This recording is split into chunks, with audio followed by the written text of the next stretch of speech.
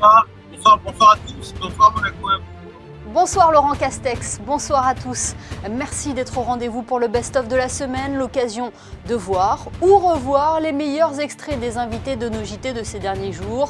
Nous avons bien évidemment évoqué la guerre en Ukraine et notamment la solidarité qui s'organise à Monaco et les actions menées sur place par les associations de la région comme Soleil Royal 06, la relance du tourisme sur la Côte d'Azur, la clôture de l'exposition universelle à Dubaï, les origines du 1er avril auront également été abordées sur notre antenne. Sans plus attendre, voici le best-of de la semaine. Il est monté par Sébastien Mésadry. Dans le cas de l'Ukraine, tout le monde peut très vite comprendre que l'action doit se faire ici et maintenant. Autrement dit, des personnes souffrent, des personnes meurent en ce moment même, tous les jours.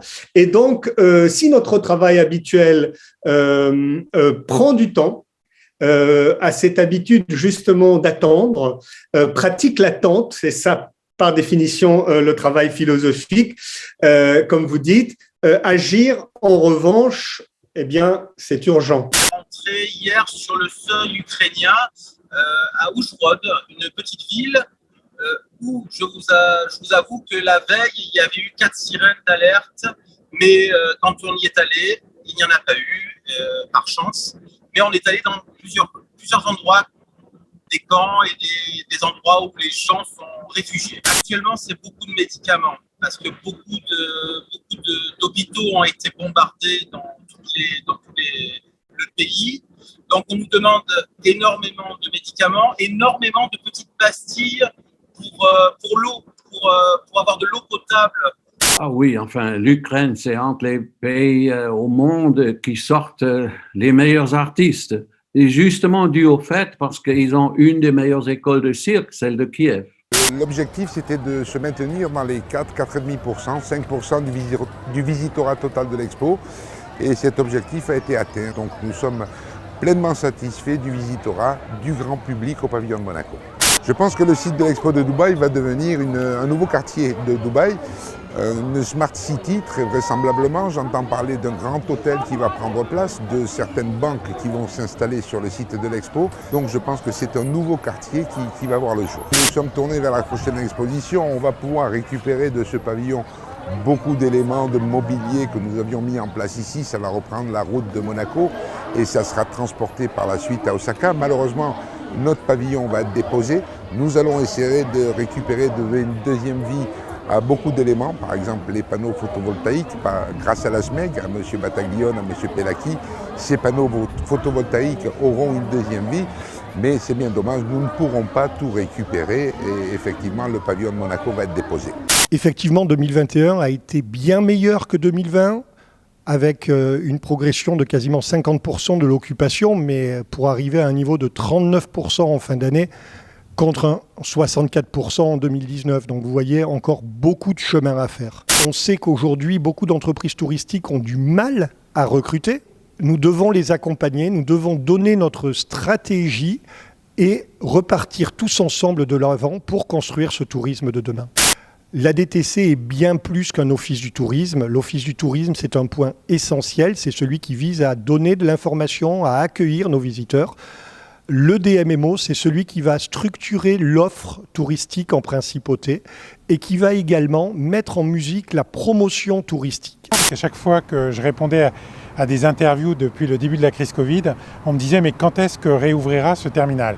Et ma réponse a toujours été la même, dès que le trafic le demandera, car jamais l'aéroport ne sera un frein au redémarrage de l'activité. Et c'est pour ça qu'on a été très content avec l'ensemble des équipes de l'aéroport de le réouvrir dimanche dernier. Un certain nombre de nouveaux pays européens sont reliés et nouvelles villes depuis l'aéroport de Nice. Et puis on continue d'étendre notre réseau international avec une nouvelle compagnie américaine qui vient s'ajouter à celle historiquement qui nous avait fait confiance, qui était Delta. United ouvre une ligne à partir du 1er mai. Voilà, c'est des signes qui montrent que les compagnies aériennes et que les touristes, mais aussi les Azuréens, les Monégasques, ont besoin de revoyager et d'être connectés avec le monde.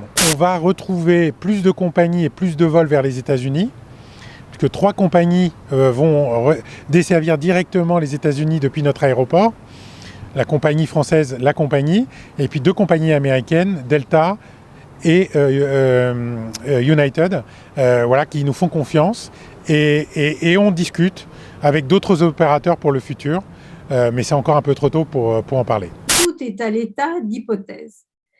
En réalité, on dit souvent que le 1er avril, c'est depuis 1564 avec Charles IX qui a mis le nouvel an au 1er janvier et que c'est donc à partir de ce moment-là qu'on a commencé à vouloir faire de fausses étrennes et que c'est une façon d'expliquer pourquoi on fait des farces ce jour-là. Le poisson d'avril donc vient probablement parce que le poisson était lié vraiment au carême. Il peut y avoir beaucoup d'autres hypothèses aussi. On vient de quitter le signe astral des poissons. Et puis, il y a le fait que poisson, vous savez, c'est le sens de bobard, en fait. Tu me fais avaler un gros poisson. Donc, finalement, ça a pris tout seul le nom de poisson.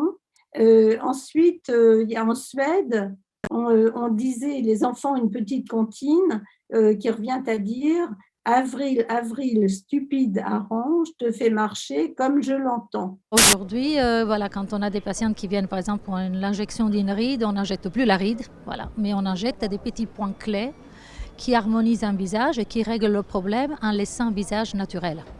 Et après, il y a une augmentation d'une patientèle des femmes jeunes, entre 30, 40, 50 ans, qui demandent une amélioration de leur apparence, mais pas une modification. Ils veulent même presque plus être plus belles, mais leur demande c'est je veux un visage dynamique, naturel, qui est en conformité avec leur psychologie, leur manière de se sentir. Aujourd'hui, on peut mettre des prothèses mammaires avec des toutes petites incisions, on peut les combiner avec les injections de graisse pour un résultat plus naturel. On a, grâce au laboratoire, des nouvelles prothèses qu'on appelle ergonomiques qui bougent comme une glande mammaire, sans avoir recours à des prothèses anatomiques comme il y a quelques années.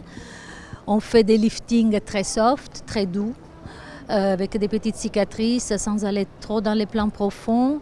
Parce qu'on peut aujourd'hui les combiner à des actes de médecine esthétique qui ont rendu la chirurgie plus légère. Et les social media, il y a un boom sur Instagram. Toutes les filles, elles se font des selfies. Elles veulent, parfois il y a d'ailleurs des dérives, elles veulent rassembler un peu à leur avatar. Donc il y a eu des demandes un peu, les foxy eyes, les visages triangulaires demandés par les Coréennes qui voulaient rassembler d'ailleurs à leur avatar.